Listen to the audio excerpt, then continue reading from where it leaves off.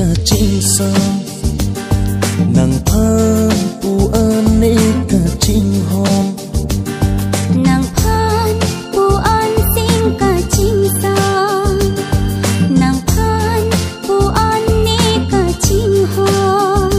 chế tông lòng chi bong e kai arjon cho bộ chỉ lòng chi tu mang bong som si li akan hon bang thir vet nang bong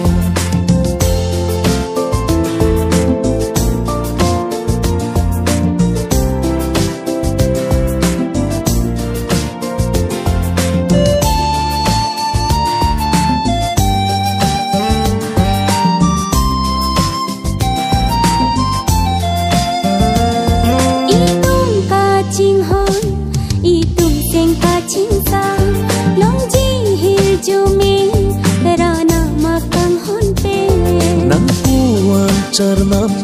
ki pukan hon ne phan sing di karong ne do thik thi tha thik thi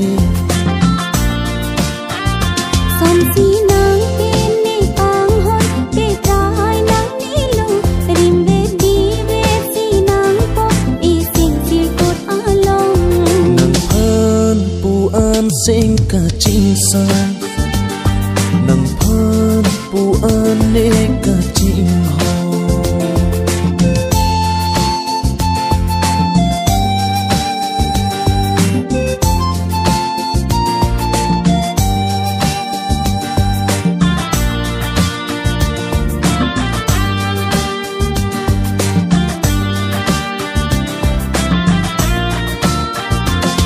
si ning le lang ta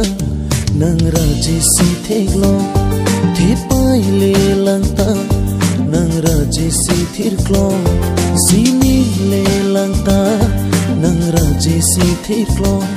thi pai le lang ta nang raji si thek lo som si nang te ne a chot ka chi long ki bong sing de sing chi pa rong chi bo ti bo so an ta nang phan pu an sing ka ching sang nang phan pu an ne ka ching ho nang phan pu an sing ka ching sang